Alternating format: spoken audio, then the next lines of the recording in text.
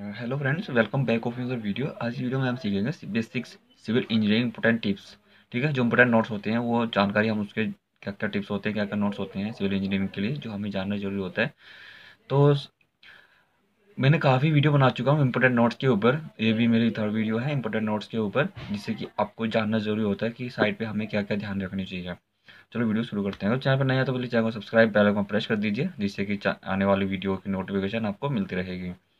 सबसे पहले देख लेते हैं floor shuttering level to be as per architectural drawing. जो आपकी फ्लोर शटरिंग होती है, जैसे ग्राउंड फ्लोर, फ्लोर शटरिंग कौन सी रहेगी आपकी? ये आपका ग्राउंड फ्लोर हो गया। ठीक है, ये आपका ग्राउंड फ्लोर। तो ग्राउंड फ्लोर में जैसे गेट वेट होते हैं, तो ये आपकी ग्राउंड फ्लोर शटरिंग होगी। ये फर्स्ट फ्लोर शटरिंग। तो इसमें जो आपकी शटरिंग्स होती है, फ्लोर जो आपकी floor shuttering, first floor, ground floor, first floor, जितनी आपकी शटरिंग्स होगी, तो लेवल्स अच्छे से उनको क्या होना चाहिए, प्रॉपर लेवल होना चाहिए। जैसे कि अप डाउन नहीं होना चाहिए। लेवल कैसे चेक करते हैं? जैसे कि आपकी ये स्क्वायर शटरिंग होगी, तो यहाँ पे कॉलम का जो रेनफोर्समेंट होता है, कॉलम का जो रेनफोर्समेंट होता है, उस पर एक प्रॉपर लेवल लगा दीजिए। मैंने कई वीडियो बता चुका हूँ, उसमें आप अच्छा से देख लेंगे, क्लियर हो जाएगा। मिनिमम जैसे स्लैब है, स्लैब की शटरिंग से ऊपर जैसे 500 ऊपर उठा के लेवल लगा देते हैं, वही वाटर लेवल से ट्रांसफर कर देते हैं। तो उससे जो धागा बांध कर उससे शटरिंग का लेवल चेक हो जाता है, एंड स्लैब का जो बीम होती है, बीम का भी लेवल चेक हो जाता है। इस तरह से लेवल चेक करते हैं। आपका जो शटरिंग का लेवल प्रॉपर लेवल होना चाहिए। ठीक है, to be per architecture drawing this shuttering should be levelled and contain no voids to prevent slurry leakage. जो आपकी शटरिंग होती है, जब इसमें शटरिंग लगाते हैं, प्लाईवुड लगाते हैं या फिर आपके जो एमएस प्लेट लगाते हैं, तो उसमें जैसे कि लास्ट में गैप बच जाता है, तो वो भी प्रॉपरली फिक्स होना चाहिए, ताकि उसमें जो सैलरी जो कंक्रीटिंग होती है, जो उसका जो उसमें पानी वानी होता है, वो नीचे ना जाए, जो सैलरी है नीचे ना जाए प्रॉपरली। जैसे फिर वहाँ पे क्या होता है, कंक्रीट कंक्रीट रह जाती है, तो वहाँ पे जो स्ट्रेंथ होती है कंक्रीट की, वो वीक पड़ जाती है। तो इस तरह से प्रॉपरली चेक कर लीजिए कि शटरिंग के अंदर कोई खाली जगह ना रहे, कोई वोट्स जाने के लिए या कोई खाली जगह ना रहे उसमें से कंक्रीट के अंदर, ताकि कोई वोट्स ना रहे, कोई खाली जगह ना रहे। ये प्रॉपर सेटिंग चेक कर ले। जैसे शटरिंग की प्लेट्स होती हैं, शटरिंग की प्लेट्स होती है, तो वहाँ पे क्या करते हैं, 2 इंची वाली टेप लगा देते हैं। 2 इंची टेप लगा दें, ताकि जो शटरिंग का जो लेवल है वो प्रॉपर लेवल हो जाए, और जो पानी वानी सेल जो सिल कंक्रीट का अंदर जो सैलरी होती है वो नीचे ना जाए। ठीक है, और आपकी जो स्लैब होती है वो भी एकदम फिनिश लेवल में निकलेगी। उसके बाद देख लेते हैं external shuttering to be more in high by 75 mm than required. जो आपकी जो शटरिंग्स होती हैं, जैसे आपकी स्लैब हो गई, जो उसमें आप आउटर शटरिंग लगाते हैं, जिसमें आप शटरिंग आउटर शटरिंग्स लगाते हैं, तो मिनिमम आपकी आउटर शटरिंग जो आपका टॉप होता है कंक्रीट का, जैसे कि स्लैब आपकी 150 mm है, तो ये इससे मिनिमम ऊपर आपकी कितना होनी चाहिए, मिनिमम 75 mm थोड़ा ऊपर ही होनी चाहिए। जब हम कंक्रीटिंग करते हैं तो क्या होता है, तो कंक्रीटिंग एकदम से डालते हैं तो बाहर निकल जाती है।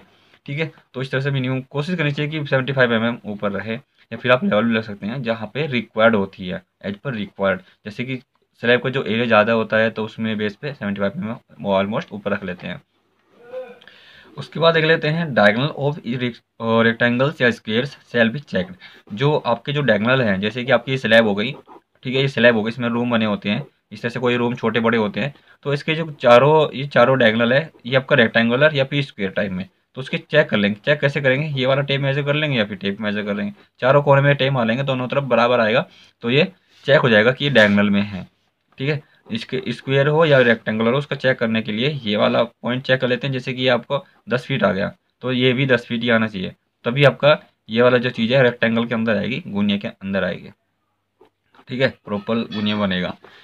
उसके बाद देख लेते हैं distribution distribution enforcement for slab top bar top bar shall be 8 mm at the rate of 20 to 25 centre to centre unless specified otherwise in relevant drawings. जो आपकी जो स्लैब होती है, जो आपके स्लैब हो गया, जो इसमें शॉर्ट स्पैन होता है आपका, क्या होता है, मेन बार, और लॉन्गर स्पैन होता है आपके पास डिस्ट्रीब्यूशन बार।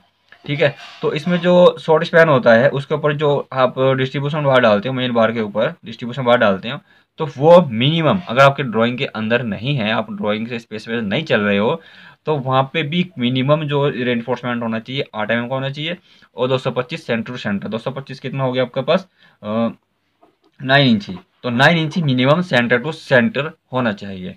जैसे कि आपकी ये स्लैब है, ये आपका क्या हुआ, मेन बार, ये आपका डिस्ट्रीब्यूशन बार, ये आपका शॉर्ट स्पैन होता है, ये आपका लॉन्ग स्पैन होता है। तो इसके सेंटर से जो इसका सेंटर मिनिमम 9 इंची होना चाहिए। ठीक है, और मिनिमम होना चाहिए। अगर आपके पास ड्राइंग नहीं है तो तो स्पेसिफाइड, अगर स्पेसिफाइड करते हैं, अगर ड्राइंग के अंदर है तो वही आप पेन बार यूज करेंगे। अगर आप ड्राइंग के अंदर है, ड्राइंग के अंदर 10 mm का भी होता है, 12 mm, उसमें ऑलमोस्ट 10 mm तक होता है मैक्सिमम, ठीक है, डिस्ट्रीब्यूशन बार। फिर 12 mm का भी होता है, वो सिंगल रेनफोर्समेंट के अंदर होता है। डबल रेनफोर्समेंट होता है तो वहाँ पे 10 mm 12 mm कर देते हैं, जहाँ पे आप 1 वे 2 वे स्लैब यूज करते हैं, ठीक है। तो 1 वे 2 वे स्लैब करते हैं तो वहाँ पे ऑलमोस्ट 10 mm का या फिर 8 mm का ही यूज करते हैं मैक्सिमम डिस्ट्रीब्यूशन बार। ये आपके फिफ्थ पॉइंट हो गए। उसके पॉइंट पॉइंट देख लेते हैं अब, ये वाला। तो second layer and third layer reinforcement in beams to be tied with pin rod of 20 mm और 25 mm। ओनली 20 और 25 mm का यूज करेंगे, इससे ज़्यादा यूज नहीं करते हैं। जो आपकी बीम होती है, ये आपकी बीम होती है जो इसमें आप रेनफोर्समेंट प्रोवाइड करते हैं, ये आपका मेन बार हो गया, ठीक है, ये आपका मेन बार हो गया। इसमें आप क्या करते हैं, इसमें आप एक्स्ट्रा बार यूज करते हैं, इसमें एक्स्ट्रा बार कंटेनमेंट यूज करते हैं। बॉटम में मेन बार यूज हो गया, इसमें आप एक्स्ट्रा बार यूज करते हैं। तो यहाँ पे क्या करते हैं, पिन रोड का यूज करना है इसमें प्रॉपर गैप बनाए रखने के लिए, ठीक है। ये आपका क्या रहेगा, जो इसका डाया होता है मिनिमम 20 या फिर 25 mm होता है, 20 या फिर 25 mm होता है, होना चाहिए मिनिमम। इसमें भी आप डिस्ट्रीब्यूशन वो जो यूज करते हैं, जो इसकी डिस्टेंस रहते हैं मिनिमम, मिनिमम रहती है इसकी 1 मीटर।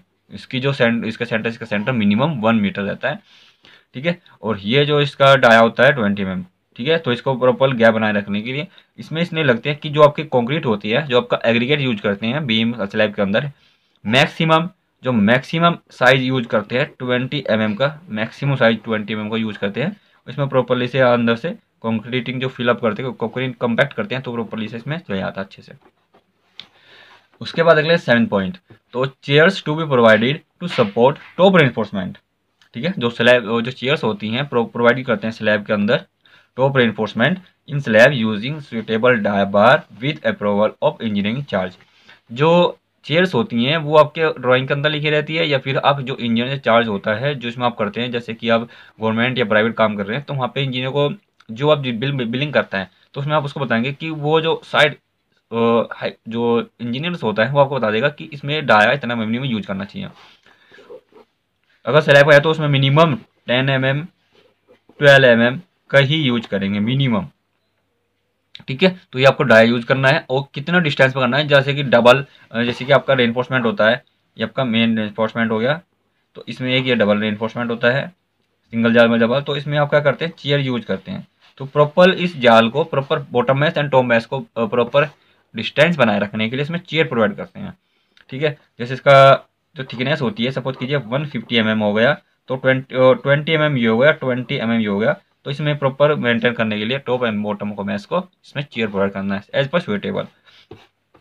और ये आपकी स्लैब है तो इसमें यहाँ पे चेयर प्रोवाइड कर देंगे, यहाँ पे चेयर प्रोवाइड कर देंगे। इसका जो इसका सेंटर से इसका सेंटर डिस्टेंस मिनिमम 1 मीटर तक रहता है, या फिर इससे ज़्यादा रख सकते हैं एज पर सुटेबल, जहाँ पे जाल जहाँ पे अप डाउन ना रहे, वो डबल मैच टॉप मैच आपस में ना मिले, तो उसको मेंटेन बनाए रखने के लिए, गैप बनाए रखने के लिए आपको चेयर प्रोवाइड करनी है। नेक्स्ट पॉइंट आपके पास, binding wires shall be 16 gauge. जो आपका बाइंडिंग वायर होता है वो कितना रहना चाहिए, मिनिमम 16 गेज का रहना चाहिए। और उसका जो उसका या फिर 1.6 mm, 16 गेज आपका 1.6 mm सॉफ्ट एनेल्ड। जो आपका सॉफ्ट बार होता है, जो सॉफ्ट होता है वो सॉफ्ट यूज करते हैं, और बाइंडिंग वायर यूज करने के लिए annealed steel wire free from rust and other contaminants. जो आपके जो बाइंडिंग वायर होते हैं, कोई जो जर वायर है उससे ना लगा रहे, तेल जो काला तेल होता है जो स्लैब वैब के अंदर लगाते हैं वो ना लगा रहे, प्रॉपर फ्री रस्ट होना चाहिए, ठीक है। और जो सेटरिंग्स होती हैं, सेटरिंग के लिए थोड़ा क्या बोलते हैं उसको, हैवी रख लेते हैं, सॉफ्ट नहीं रखते, थोड़ा हार्ड रख लेते हैं सेटरिंग के अंदर, प्रॉपर उसको टाइट रखने के लिए सेटरिंग के जो अंदर यूज करते हैं। तो उसमें थोड़ा डाया इंक्रीज करने से 2 mm का ऑलमोस्ट यूज कर लेते हैं, तो ये भी आप उसमें सेटिंग के अंदर यूज कर सकते हैं। तो thanks for watching this video. जो बेसिक टिप्स आई थी मैंने आपसे शेयर किया, तो वीडियो कैसी लगी प्लीज़ कमेंट बॉक्स में जरूर लिख देना। तो मिलते रहेंगे इसी तरह टेक्निकल वीडियो के साथ, तब तक के लिए बाय बाय।